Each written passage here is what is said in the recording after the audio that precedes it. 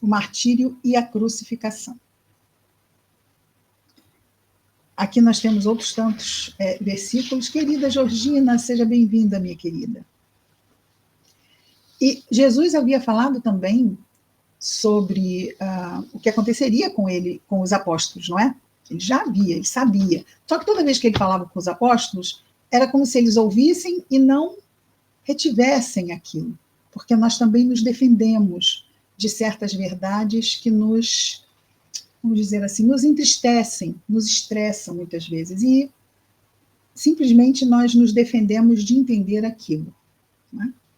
Nós até já contamos aqui que uma vez um médico de um CTI nos disse que as famílias, elas tinham enorme dificuldade de perceber, muitas vezes, quando um ente querido estava desencarnando. CTI, muitas pessoas desencarnam, não é? São pessoas em estado mais delicado de saúde, e às vezes ele mesmo tinha que dizer, olha,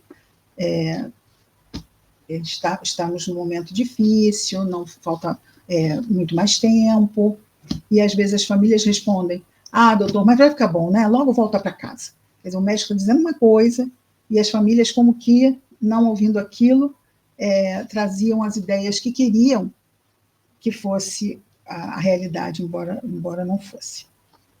Esses somos nós, né? Ainda de entender isso em nós aqui, seres humanos no nosso planeta Terra. Então vejamos aqui que outra coisa interessante é que quando Lucas narra o rumo que Jesus toma até onde ele vai ser crucificado, nós temos, geralmente, não é, a ideia de que, durante um tempo do caminho, vem Cirineu, que é um homem da cidade de Cirene, e Simão Cirineu, não é? O Simão de Cirene, para carregar a cruz por Jesus um tempo. Mas não é o que dá a entender aqui. Aqui parece que dá a entender que ele carrega por todo o caminho, até o local da crucificação. Até porque, vamos combinar, Jesus não tinha condição de carregar um lápis, que dirá uma tora nas costas, não é? Afinal, havia sido martirizado durante toda a noite. Mas ele não pode mexer os fluidos, ele poderia sumir dali, não podia? Podia, mas sumiu. Ali estava a sua derradeira, não a derradeira, porque depois haveriam as aparições, mas ali na crucificação estava uma grandíssima lição para nós. Como viver os momentos de maior testemunho na nossa vida. Essa é uma lição que precisava ser autêntica, não precisava? Vou virar a fumaça aqui.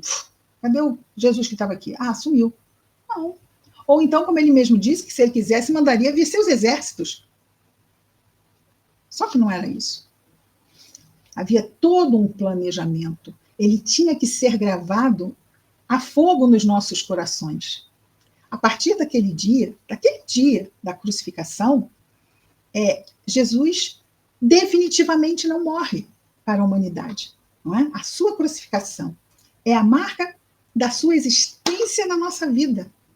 Tanto é aquilo que sempre nós dizemos, não é? Ao entrarmos numa igreja católica, qualquer que seja ela, somos defrontados em primeira instância com a cruz, com o Cristo crucificado. A Igreja Católica, sim, que foi a fiel depositária do Evangelho por séculos. Então, somos eternamente gratos a esta instituição que foi a fiel depositária do Evangelho. Não é? Sempre muito gratos a tudo que a Igreja Católica fez para manter o Evangelho vivo na nossa civilização. Retornando, então. E quando conduziram, tomando a Simão, um cirineu, que vinha do campo, ou seja, com certeza devia ser um homem muito forte, não? Um trabalhador braçal do campo. Puseram sobre ele a cruz para levá-la atrás de Jesus. Seguia-o numerosa multidão do povo e de mulheres. Então ia Jesus à frente, Simão o cirineu atrás, levando a cruz, e atrás a multidão e também as mulheres, porque Jesus seguia com os apóstolos e um grupo de mulheres seguia sempre juntas a esse grupo. E elas estavam ali, também seguindo Jesus. as quais lamentavam e entoavam lamentações por ele. Voltando-se para elas, Jesus disse: Filhas de Jerusalém, não choreis por mim. Todavia, chorai por vós mesmas e por vossos filhos, porque eis que vêm dias nos quais dirão: Bem-aventuradas as estéreis, e os ventres que não geraram, e os seios que não amamentaram.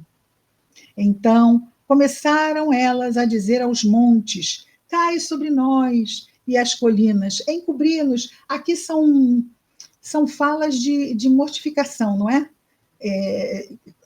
De um lamento extremo aqui. Por que se fazem essas... no versículo 31, aqui fecha-se as aspas.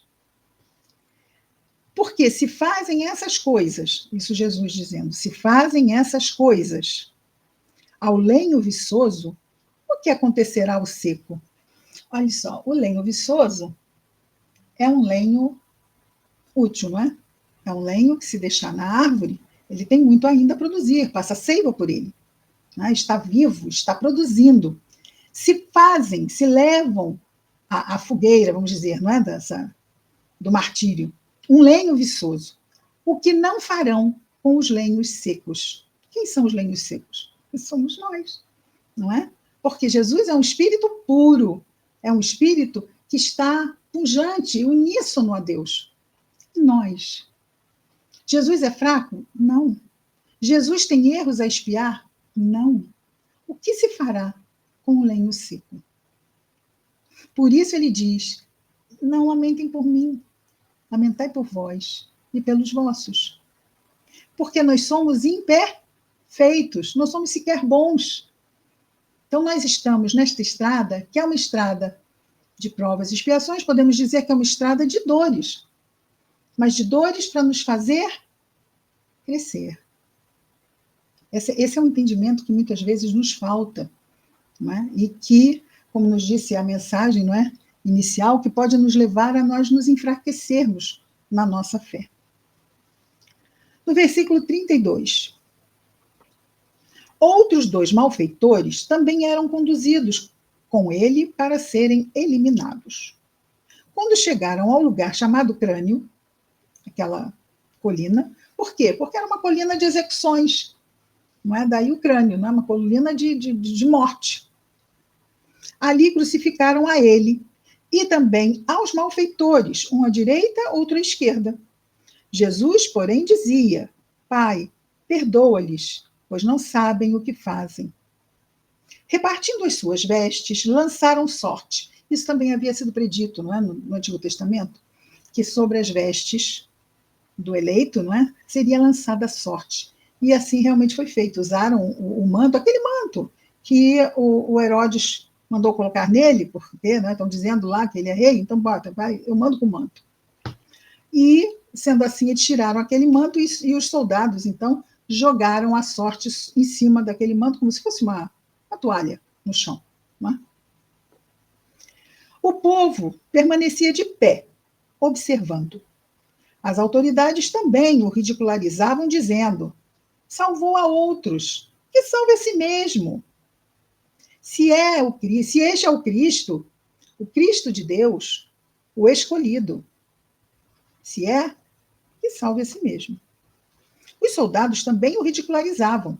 Aproximando, trouxeram para ele vinagre, dizendo: se tu és o rei dos judeus, salva a ti mesmo. É interessante, não é? Porque nunca falta o infeliz que seja bastante infeliz para zombar de alguém que sofre, não é? Isso é de uma tristeza mesmo, uma tristeza mesmo. No versículo 38, havia também sobre ele uma epígrafe, ou seja, na cruz, acima da cabeça de Jesus, havia uma placa que dizia: este é o rei dos judeus. Estava em latim, estava em grego e em aramaico, nos 3 idiomas. E quem mandou colocar foi Pilatos, só para provocar aqueles que obrigaram a ele a fazer uma coisa que ele não queria, os homens do templo. Está vendo? Olha, nós romanos estamos aqui crucificando o rei dos judeus. É assim que E é assim. Pronto, é isso. Vocês disseram que é isso? Então é isso. Sinceramente, acredito que os homens do templo não estavam nem se importando com a provocação de Pilatos, porque o que eles queriam, eles conseguiram, não é? Um dos malfeitores, no versículo 39,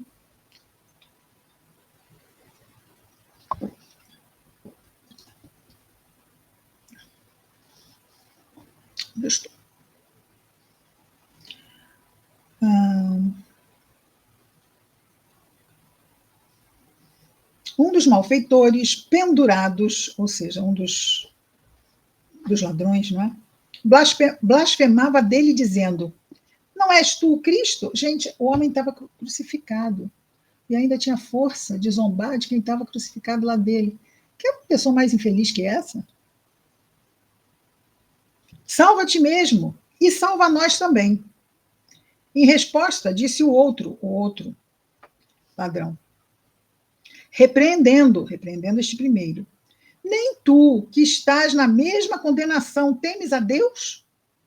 Nós com justiça, pois estamos recebendo coisas dignas do que praticamos. Ele, porém, nada praticou de impróprio. Olha, até o ladrão reconhecia isso, porque não estava contaminado pela influenciação dos homens do templo, como a multidão estava, não é?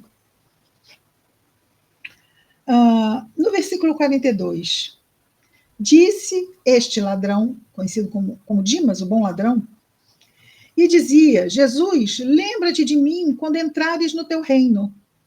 E o último versículo deste trecho é a resposta de Jesus a este bom ladrão, dizendo: amém te digo que hoje estarás comigo no paraíso. Então vemos ali um espírito bom, não é? Sabe-se lá o que levou o primeiro e o segundo, mas o segundo mostrava mesmo a sua índole. Mas, que nós sabemos, Jesus era um espírito puro, estava sendo crucificado. Haveria possibilidade de uma outra pessoa também ter sido levada a fazer algo mal, mas não ser mal? Jesus estava falando com um espírito, quer dizer, era este que estava sendo crucificado ao seu lado, que Jesus conhecia. Jesus conhece a todos nós, profundamente. E este espírito, Jesus disse que estaria com ele no paraíso. Não devia ser mal, com certeza, não é? Com certeza.